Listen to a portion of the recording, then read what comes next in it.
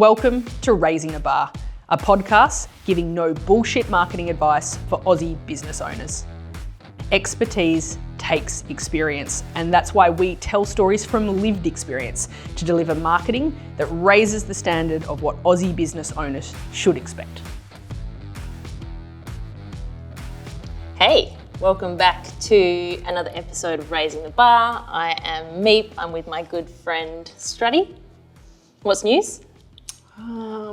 It's a few scary things happening in the world, but Okay. other than that, it's okay. Yeah, good. But ready and raring to go? Yeah, I'd love to talk about something different. That's Yeah, fun. I feel like you're primed for this conversation, seeing you spent half the week doing radio interviews, so Yeah, I'm expecting fair. big things. Yeah. No pressure. They weren't on this topic, but that's all right. That's all right. Mostly on Halloween. How exciting. Yeah, oh, that is exciting. Should we pivot and go into that instead? No, it was a terrible topic. It was talkback radio and I got yelled at. So move forward. Swiftly As on. long as you don't forget my name, I think that's the key today. That's okay, Jennifer. All right, so what are we going to talk about today? I think we're talking about sales and marketing marketing. and the distinction between those things or lack of.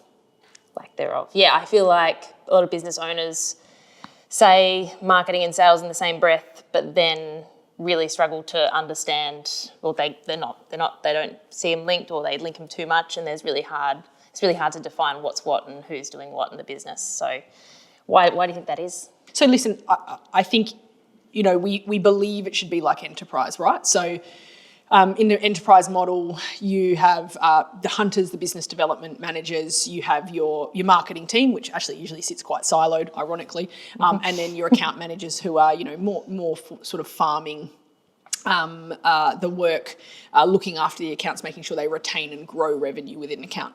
And obviously in a small business, if you're lucky enough to have a sales team, usually the account manager and the salesperson are wearing the same hat, and usually they're doing a bit of the marketing, which is a folly at the same time. So I think the distinction gets really put together, and then I think the distinction, isn't broken apart. And then I think that the big issue that happens is the KPIs aren't clear, and ultimately it's just revenue's not working, but none of those functions are rolling properly and none of them are performing where they should be because we're not looking at the individual indicators of those functions. So mixing them together isn't the end of the world. Finances would dictate that we somewhat have to do that within a small business, but you still need to have really clear, defined functions of what each role is meant to achieve, even if that's the same person. So how do you define it? Because it does seem like a grey area, especially when one person is wearing many hats. Yeah, so marketing, ultimately, there's one measure, it's marketing qualified leads, MQLs. That's what marketing lives and dies by, and that's what we have to deliver. The reality of that is generally that's what we would define as the inbound stuff. So from you, it's an inbound lead coming through the website from work that, George's team, our marketing team, would have done. And that might be a social advert or pay-per-click or whatever it be. Hopefully someone, maybe one or two people watching this podcast, my earring fell out. I'm just going to keep rolling with it. Okay. So the other thing... where's my bloody parrot? I'll just take one out. It'll just be easier. Sorry, I lost the back of your ear. Yeah, so usually those MQLs are the inbound leads, the things that come to us as a business development team, either to farm and to have the conversation with. But ultimately BD in business development is a really important function too, and they should be measured on just sales qualified leads. So they will take those marketing qualified leads and then they'll actually distinguish, hey, is that actually the right type of person? Are they good or not? But they should also be farming a bit themselves. I'll come back to that, but a sales qualified lead. So that moves through to them, SQLs, and then account managers would probably be measured on, in a good business, retention and growth within an account. Do you grow within an account? So that's high level. There's nothing else you really want to be looking at. Loads of other leading indicators, but that's what a small business owner goes, those functions are responsible for those things. Yeah, I do see how it can be blurred because it took me a while to get my head around just this simple, it seems like a simple concept now, but even when we're reporting and there's multiple people obviously in the business doing these roles, I report back in sales, I actually fill out more details on the marketing qualified leads, and I feel like our marketing girl who helps with the lead analysis actually fills out more details on the sale qualified lead, even though I'm closing the sale and she's bringing in the marketing qualified lead. Well, there's a distinct reason for that. It's because you're collaborating and you're working together without having silos, right? So what we're really looking for our clients is that marketing isn't always going to get it right. like people just click on the wrong adverts. It doesn't matter what you put on a website. You might say, we do not do orders below this amount. And you, I'm just getting an inquiry because I want this. It's like, God, how can we deliver these leads, right? Ultimately, you want those two teams working together. So what makes me the happiest is when, our delivery manager's up speaking with you. Hey, was that lead good? What was that conversation like with him? Was that solid? Oh, actually, nah, tire kicker. Probably was just getting information off me. Don't think it's going to progress to anything. Cool. What did he click on? How did we get that lead? Is it something we should bid on in the future? Versus how did we get that great lead? How do we get more of them? Oof, those are conversations that get me very excited. Yeah.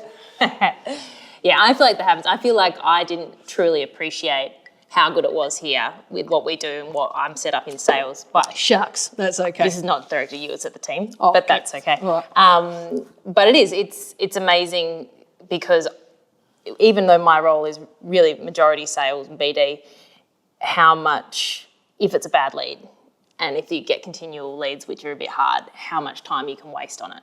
And that's me just doing sales. I can't imagine for a business owner, especially in that small to medium space, who's wearing all the hats, probably the busiest humans alive, who are running the business, doing the service and doing sales and marketing, how they kind of, if you're not getting the right leads and understanding kind of where you're wasting your time, optimizing your time, that would be extremely difficult. So what do you kind of say to those? I think just really frustrating. Listen, I think those MQLs coming in and sales qualified leads, it's transparency and clarity. So what does a great lead look like? What channels do they come from? And you actually have to measure those things. And that's probably the saddest part of the things that we see in market is those things are really straightforward to measure. So traditionally we're looking at a lead comes in. It's a web form that might come through, a phone call that comes through. Where is that recorded? Where does it progress to? So where is the next stage? So if we look at a sales pipeline, and if you're lucky enough to have some form of CRM, it would be, initial inquiry made, first meeting had, depends, maybe it's a little bit easier than that, but first meeting had, is it worth preparing a proposal for them? If the proposal's out there, have I followed up, have I nurtured, and what's the probability of a close or a win, right? But in between, there's lots of nuance, because if you're getting, 5-6 leads a day, but really only one progresses to proposal a day, are they good odds or bad odds in your industry, and how do they go? Is the salesperson having the right or wrong conversations, or are they having, or is it the leads actually of bad quality? So those are the things you want to assess. I would just put it out that transparency and clarity piece, in whatever way you report, I actually, harp on it. I don't care if it's a spreadsheet, just have the transparency. Because if your digital provider or your marketing team is reporting web hits, that's not a marketing qualified lead. A marketing qualified lead is a name, a requirement, a number, an email address, ideally a company that they've inquired for in a B2B land, right? That's a marketing qualified lead. It might be a shit one, but it's a marketing qualified lead. So get rid of some leading indicators are important, impression share, engagement, maybe things like views, and there's loads of different things. But when we're talking really about getting revenue for a company, a marketing qualified lead is actually someone you can speak to, right? So that's what you want. I guess from a sales perspective, and I guess you live this firsthand, is that it's also your marketing team in a BD realm prepping you for the right conversations. So much of your role, what do you reckon? I think the measurement the last quarter was about 35% of your target was hit from inbound leads. The rest of it, actually, then you had quite a fair bit of referral, which is always a good sign, but expected. But then you're on outbound, mate, and that's a real BD. You're out there driving around in your shiny new Hilux with the 3x2 branding all over it, and you're knocking on doors, but with great creative ideas of how to get us into a company, right? And I won't give away all our secrets. No, I won't give away any all our secrets, but that's what we do for our customers too, right? So business development has a responsibility that they can identify targets as well. They've got to have the gusto, I would say the balls, but the gusto to go out and get in front of those people. But the marketing team should be preparing account-based marketing for them. So what's the idea that's going to make their meeting or their first outreach, their cold call, not cold? How are we going to make that warm with clever marketing and make sure that that's a warm interaction? That's marketer's role, and 100%. So when BD is frustrated at marketing, usually marketing doesn't understand you've got a role to play. I can't just send you on the road. I send you on the road fully fueled, and I think that's why you think you're pretty lucky. Oh, 100% feel like I'm lucky. And I can see how people who don't have that first step done, that marketing team that's setting you up with all the right collateral, who's bringing in 30% of your inbound, the difference between having to get 30% inbound, say 30% outbound, and then 60% outbound for someone in sales is huge, right? Yeah. It's so different. But the amount of admin saved in my role from what the team does, I now realise is huge. And I see other people in BD who don't have it in other businesses, and I just think... Well, you see them, you actually see them, right? Yeah. So like I think if we think of our beautiful managed IT client that we had in the first day that we ever met with their BD, and just having that conversation, what a bloody champion he is. Hi, Tom. I won't say what business, but, he was really trudging away. And the clearest thing, he's clever, he's got marketing instinct in him, and he knew, and he's like it's just the message is everyone's saying the same thing in the market. It's not resonating. I can't open doors. And we're like, yeah, that excites us. We know how to open doors, right? So I think the reality is we want conversations that our target audience are going to jump at. That is a marketer's role. We get inside the psyche, we understand their motivators, their detractors, the things that are going to turn them off, but what really is going to get them excited, what conversations do they need to be having, and let's put that compelling message in front of them with, all I want is a 30-minute chat, and, sometimes they bite, but often it's the follow-up call still. So that BD role is still really important to follow up and turn that MQL and that key messaging into something a bit warmer. And then I guess the thing for BD is I've loved, we've had Matthew with us for a long time. Now yourself is organised BD. There's someone you will see tomorrow isn't going to be the person that buys from us in January. Most of the time, somehow you pull rabbits out of hats, I don't know. But, it's years later. They're like, hey, you came and chatted to me. The internal person we had didn't quite work out. And so that consistency in BD. So they're the things we want to see as business owners, that leading indicator is, these are my calls for this week. Here's my follow-ups for this week. These are my fresh calls for this week. And different kind of things you're running yourself, but working with the marketing team to know what they are. And if we're not delivering you some amount of inbound stuff, it can be really difficult for you. Some people, that's their whole role. They get paid a lot of money. They just go and do the BD. But, in reality, a BD should have a mixture of those things.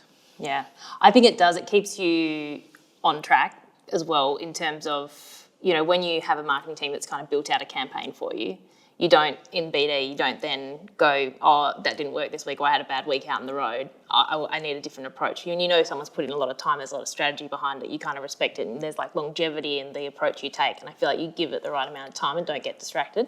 I think that's very true. I think distraction, if I had to nail on, so if we're talking marketing and sales and that often being the same role, God, the number of clients over the years, not even clients, prospects over the years, where the marketing and sales function is actually the salesperson, but he or she gets given, pardon me, something in my eye, gets given that marketing function too, and somehow they're phenomenally getting distracted by the marketing. So the excuse for never being on the road is because the brochure's not quite right. And the excuse for not making those follow-up calls is because they had to go and fix this issue on the website first. Like, cold calling's hard, drops are bloody difficult. Like, those things are the hard things to do, but they're the things that move the dial and actually close the lead. Marketing should be delivering that on a platter and be, my personal view, never be reporting. As a business owner, I have a marketing function that reports to me through a different general manager, and I have you and your sales team that report to me through a different channel, and you work and coordinate together, but your KPIs, MQLs, SQLs, and then for you, pipeline and revenue, they are totally different reporting lines, because I know how easy it is for people to get distracted in marketing, and they're not bloody marketers. So that frustrates me. Yeah, it would terrify me if I had to make a pamphlet. I'm just not interested in that. That's I think it would terrify the world, mate. Yeah, it'd probably be a few spelling mistakes on there as well. So, I mean, and that's when you have a team, right? Like, you've got marketing, but for those people who wear all the hats, kind of what's your simple advice for them? Listen, I think no matter how big you are, there's a reality that you kind of always are the number one salesperson for your team in most cases in business. Like, I'm part of Entrepreneurs Organisation, and one of the things we always say is, like, usually most business owners are a little bit charismatic and they're winning their work, right? That's not to say that's for every single business, but they're usually their number one BD. So what do? I think pick what you're really good at. If you are quite an introverted business owner who really knows and loves their product, have faith and get a gun BD that puts that together, but don't give them a marketing function too, because the distraction of the marketing function will make it very, very difficult for you to measure their success in just the SQL and are they doing their follow-up calls. There will always be an excuse. So maybe as the business owner, cool, the sales part scares the crap out of me. I don't like when people phone in. I don't like qualifying the lead. It's not my thing. You probably need a BD if that's not a comfortable thing for you. And then, therefore, if you can't afford both functions, manage the marketing yourself. You put that stuff together, whether you do need to have someone assist you with it, but make sure the marketing's separated from that role. And again, if you're probably a bit more like me and a lot of the business owners we interact with, we're really comfortable. We love our product so much that selling it is a joy. And I think, therefore I need a marketing team to support me. Ironically, I'm a marketer. I need, all the resources that go into producing something like this, and which is a marketing tool, right, at the end of the day. So yeah, you have to pick what you're best at, know what you specialise and get there. And ultimately, we're all striving to build a business that we can hire specialists for that function. But my biggest advice is sales and marketing, unless it's you, the business owner, don't mix them, because you are always going to get disastrous results. What if you're a business owner, or have you got an example for me of a business owner that wasn't able to hire internally and they did use an agency or a marketing company? And how can you support them? So let's say it's a company, so it's asked to, what can you do for them to kind of empower them and do that marketing? What are the key things you could? I think people are just a little bit scared of marketing. I don't think they necessarily know the measures that they should be asking for. You're the bloody boss. So be it really, we've got this beautiful thing called ChatGPT. I'm looking at getting an agency.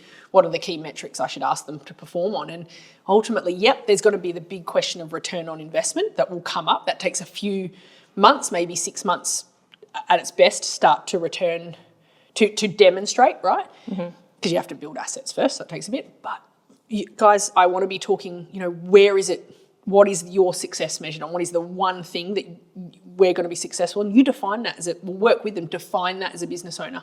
And MQLs would have to come into that. What are the marketing qualified leads? So you don't have to have all the answers if you engage an agency. They're meant to be the specialists. You're just meant to be able to say, this is what I want from you. And then feed them all the information. What do you do? What do you do better than anybody else? What makes you different? They will enlist, get that information from you, and they will make it sound cool. None of that is your job when you're with a proper marketer. And that's a relief. And I think, that's one of my favourite things, when you sit down, someone's like, I've been in business for 10 years and no one has ever quite explained my business to me better than what you guys have explained my business to me. Yeah, because we're marketers, not digital marketers, Yeah, it's true. Do you have a good example business that we've done it with? Yeah, listen, this one started a bit differently. Shout out to Corey from Textile. So I think, Corey's first conversation with me was he was selling a thing called top hats, which sort of sit on top of a tin roof, and he just bought these machines in. He's like, is a New Zealander. I was going to do my best New Zealand accent, but I won't. Okay, please don't. About Mel, Actually do it. You'll embarrass yourself and you'll be on camera. Mel, I need demand for these. I've got these machines. I just want pay per click, and I need to sell them. I'm like, cool, Corey, I'm looking at your website. It's the landing page no one's going to come and buy it. I don't want to do any of that, Mel. I just want pay per click. I need to turn it on. I need to shift these things as fast as I can, right? Corey didn't engage in that conversation. I remember I was at Bremer Bay when I took that phone call, so I reckon it was sort of like a January, and it was about 6 months later he phoned me back. And what I had explained to him then is, Corey, people land on your page, it doesn't say anything of why I'd use you. There are top hats that I can get from China for $4, yours are $40. We've got to explain what the benefits of you are. And he just wasn't, that's okay, he wasn't in a headspace at the time. He's a phenomenal business owner, and he was BD, so he kind of he's like, this stuff's always been easy. But ultimately, when he phoned me back and I went out and I met with he and Ricky, he knew that he needed to take it to another level. And so we started with that. I said, Corey, you have to do marketing. You have to show who you are first. And we went through a very quick exercise, because we were trying to move to revenue quickly, of, messaging framework, better website with the right landing pages to have him be where he needed to be. And straight away, I just said, Corey, all that matters is we're delivering great leads to you. That's all that matters. It was about 2 months. And I remember sitting in the boardroom with him in his first, it had been 3 months in, it would have been his first QBR. So I joined back in the quarterly business review, and running through his lead sheet, some absolute rippers, a couple of building companies. So that's what we wanted, right? But then the phone calls, because we were recording the phone calls as well and turning them on. I'm like, Corey, 50% of the calls went through to your voice. You don't even have, it was like ring, beep, no voicemail. So you've literally paid for, like, I'm like, Corey, that's just not cool. Luckily, we record all those things. So straight away, hey, you've reached Corey from Textile. I'm probably on upside or welding something. I'll get back to you same business day if that happens. So what's the example there? I think it's just that thing of someone's just holding you a bit accountable to those MQLs that are coming in. Once they speak to Corey, he's just an absolute superstar in what he does. And I think he feels like he's a tradesman in everything. He talks about being a New Zealand tradie, means you're a tradie in everything. So he's a really handy guy. He just makes it happen. Like, he makes the sale transact. But he needed those qualified leads to not be wasting his time and to be of high quality. And I think the reason I love that story so much is Corey doesn't have to sell top hats anymore. I think he sold both the machines. He's just fabricating still house frames, which is his core business. And that to me is success. He is doing high value, high intent work, and he's not playing with the chicken scraps over this side anymore. And I think that speaks volumes to marketing driving the business strategy. Where do you actually want to go? I don't want to be doing this stuff. Then why are we advertising on Marketplace? Yeah, you might need to do that to here, but we're going to phase that out. We're going to take you to where you want to be. High intent leads of the work you want to win, and that can happen. You just got to be patient and trust who you're working with. Oh, and it's such a time saver for such busy. Well, I think about, when you're training up in sales and you get given all what will probably or likely be the not the best inbound leads, just for training, because you think, and it is. Oh, were you training?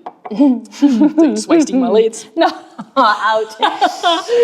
You know what you did. No, and it just makes such a difference in your day when the calls you make are actually people who kind of... You're just way further down the funnel, right? And I think when people, have even engaged in your website a little bit and they're like, listen, I found this product, this current state assessment. I just think it's what you need. You're like, oh, thank God, like you've done, like we found you the right way. Yeah, and that's clever marketing. Yeah.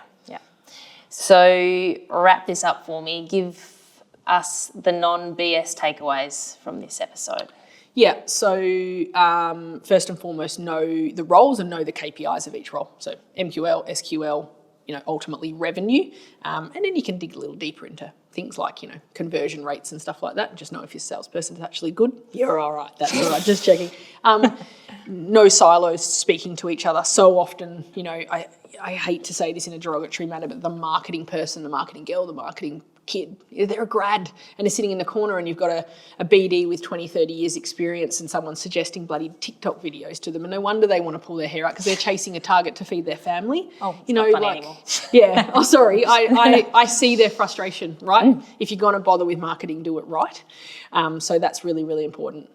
Number 3 is just measure what actually matters. So, yes, we've got those MQLs and we've got SQLs, but where are those leads coming from? What are the channels? And are we wasting time with all this mess around the middle because our marketing's not quite right and refined? So measure what matters, measure where it comes from, and ultimately, what are we closing? And we want more of that. What are we closing that's good? And we want more of that. So let's invest in those channels. And then I just think if you wear both hats, if you're a small business owner, it's the scariest thing. We ride the highs and lows of pipeline, build pipeline production. Know what you're good at, outsource or hire for the rest. So if you are a crap marketer, you can't articulate your message, get a marketer, stay on the phone, do your BD. If you're a mousy and you don't want to be on a phone and you hate talking to people, you're not the dude that should be answering the phone call. So invest in BD. And I think, if you stick to those rules and understand the distinctions between each role, it's fantastic. Yeah, I love that. Know who does what, high visibility. What could go wrong in starting a business? Roll scorecards. Yeah, that was a homage to Brad Giles, I reckon. If I mentioned the roll scorecard, yeah, all good. Awesome. Thanks for your time. Thanks, Mimi. Until next time. Lovely. I'll try and buy you some new earrings.